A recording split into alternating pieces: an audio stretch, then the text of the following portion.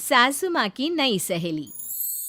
प्रिया kitchen में चाय बना रही होती है और सुमन ड्राइंग रूम में बैठकर मजे से टीवी देख रही होती है। तभी दरवाजे की घंटी बजती है। प्रिया, जरा देखना तो कौन आया है। देखती हूँ मम्मी जी। प्रिया दरवाजा खोलती है तो सामने पड़ोस वाली विमला आंटी खड़ी होती है। नमस्ते आंटी जी, कैसी हैं आप? मैं तो बिल्कुल ठीक हूँ बेटा, पर तेरी सास को क्या हुआ है? आजकल कहीं दिखती ही नहीं है। जब देखो तब टीवी के आगे जमी रहती है। अंदर तो आइए आंटी। अरे ओ दीपक की अम्मा, कहाँ हो? अरे विमला, आओ आओ, क्या बात है, बड़े दिन बाद याद आई तुम्हें मेरी। मैं तो हमेशा ही तुम्हें याद करती हूँ, पर तुम ही गायब रहती हो और आजकल तो बाहर भी नहीं आती जाती। तबीयत तो ठीक है ना तुम्हारी? अरे तबीयत को क्या होना है, इस उम्र में तो कुछ ना कुछ लगा ही रहता है। मेरी छोड़ो, तुम ये बताओ कि क्या चल रहा है गली मोहल्ले में। तुम गली मोहल्ले की छोड़ो, चल तो तुम्हारे पड़ोस में रहा है। तुम्हारी नई सहेली आई है। मेरी कौन सी नई सहेली? मैं तो यहाँ बस तुमसे बातचीत कर लेती हूँ या फिर बाजू वाली शर्मा की बहू से दो चार बातें कर लेती हूँ। इसीलिए तो कहा कि तेरी नई सहेली आई है। अब कोई पड़ोस में आया है तो बात तो होनी ही है। कम से कम इसी बहाने हमारा भी एक ग्रुप बन जाएगा। फिर सब मिलकर अपनी बहुओं की शिकायतें किया करेंगे। दोनों हंसने लगते हैं। तभी प्रिया चाय लेकर आती है और सामने टेबल पर रख देती है। दोनों चाय पीती हैं और बातें करते हैं। चलो मैं चलती हूँ, अब कल मिलते हैं। राम राम। अगले दिन प्रिया किचन में कुछ काम कर रही होती है और सुमन आराम से सोफे पर बैठकर मटर छिल रही होती है। तभी डोरबेल बजती है। प्रिया दरवाजा खोलती है तो सामने उनकी नई पड़ोसन खड़ी होती है। जी, आप कौन? मैंने पहचाना नहीं। नमस्ते बेटा, मैं शारदा, आपके बगल वाले घर में अभी 2-4 दिन पहले ही शिफ्ट हुए हैं। ओह अच्छा। नमस्ते आंटी, अंदर आइए ना आप। देखिए तो मम्मी जी, आज कौन आया है। इतना कहकर प्रिया किचन में चाय बनाने चली जाती है। नई पड़ोसन को घर पे देखकर सुमन थोड़ा हैरान हो जाती है। नमस्ते बहन जी, मैं शारदा, आपकी नई पड़ोसन।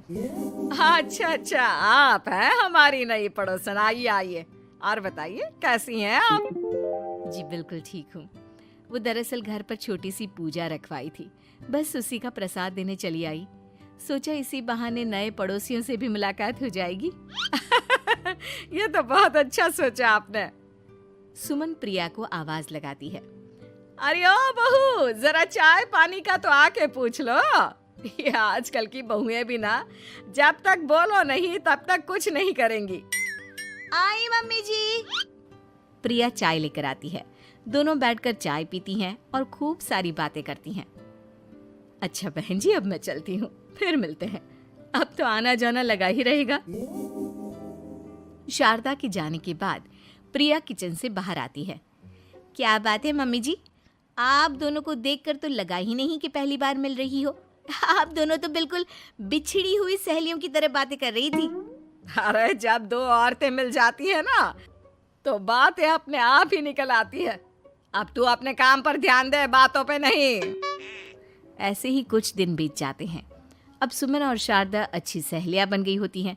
दोनों एक साथ मंदिर जाती, मार्केट जाती और कभी कभी तो विमला भी इनके साथ मिलकर खूब हंसी ठिठोली करती। एक शाम तीनों बैठकर सुमन के घर पर चाय पी रही होती हैं कि तभी बहुत तेज बारिश शुरू हो जाती है। सुमन जोर से प्रिया को आवाज लगाती है। प्रिया, ओ प्रिया, देख कितनी तेज बारिश हो रही है। जाके छत से सारे कपड़े ले आ, नहीं तो सब भीग जाएंगे।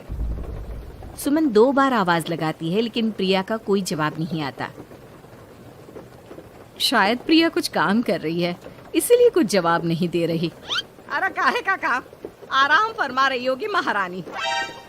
तभी प्रिया बीमार हालत में अपने कमरे से बाहर निकलती है। हाँ मम्मी जी, क्या हुआ? मेरी तबीयत थोड़ी ठीक नहीं है ना, इसलिए आग लग गई। अरे सारे कपड़े भीग गए और तुझे सोने से फुर्सत नहीं है। सबके सामने सुमन के मुंह से ऐसी बातें सुनकर प्रिया उदास हो जाती है और छत से कपड़े उतारने चली जाती है। सुमन, ये क्या बात हुई? प्रिया ने बताया ना कि उसकी तबीयत ठीक नहीं, इसलिए उसकी आंख लग गई।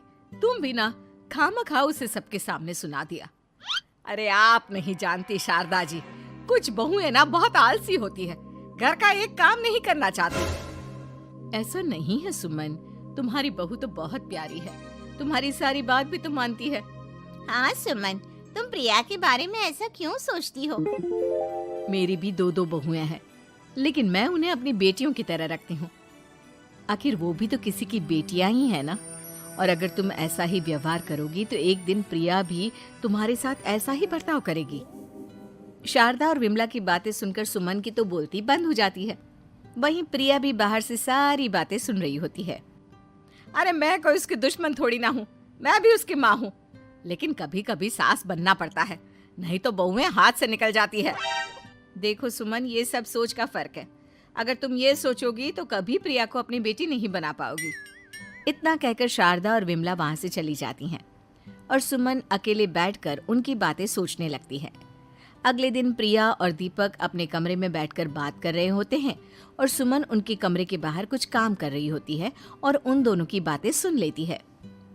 दीपक, तुम्हें पता है हमारे पड़ोस में जो शारदा आंटी है ना, बहुत अच्छी हैं। अच्छा, ऐसा क्या हो गया जो तुम्हें वो इतनी अच्छी लगने लग गई? कुछ खास नहीं, बस कल जब मम्मी जी मुझे सबके सामने सुना रही थी तो शारदा आंटी ने मेरा साथ दिया।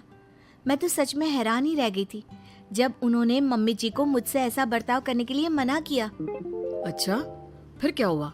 होना क्या था, शारदा आंटी तो मम्मी जी को समझा ही रही थी कि बहू को भी बेटी की तरह ही रखना चाहिए, लेकिन मम्मी जी तो मम्मी जी है ना, उन्हें तो मुझ में हमेशा कमी ही दिखती है।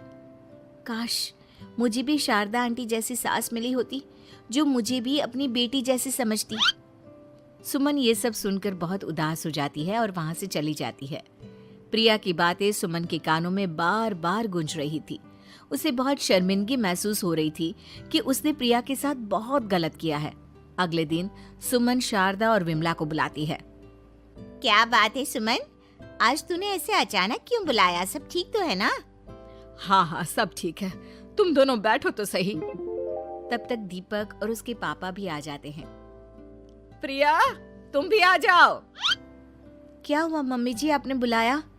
हाँ प्रिया बेटा, मैं आज सबके सामने तुमसे माफी मांगना चाहती हूँ। मैंने आज तक तुम्हारे साथ बहुत बुरा व्यवहार किया है, लेकिन तुमने कभी भी मेरे साथ बुरा बर्ताव नहीं किया। मुझे अपनी गलती का एहसास हो गया है, हो सके तो मुझे माफ कर देना। प्रिया अपनी सास की बातें सुनकर हैरान हो जाती है। उसकी आंखों में आंसू आ जाते हैं। प्लीज मम्मी जी, आप मुझसे माफी मत मांगिए, मैं भी आपकी बेटी ही हूँ। वैसे एक थैंक यू तो मेरी नई सहेली को भी बनता है, जिसकी वजह से मुझे मेरी गलती का एहसास हुआ। शारदा बहन, आपका बहुत बहुत शुक्रिया जो आपने मेरी आंखें खोल दी। अरे क्या सुमन, तुम भी ना। तो फिर इसी बात पर चाय और पकोड़े हो जाए। हाँ हाँ, क्यों नहीं।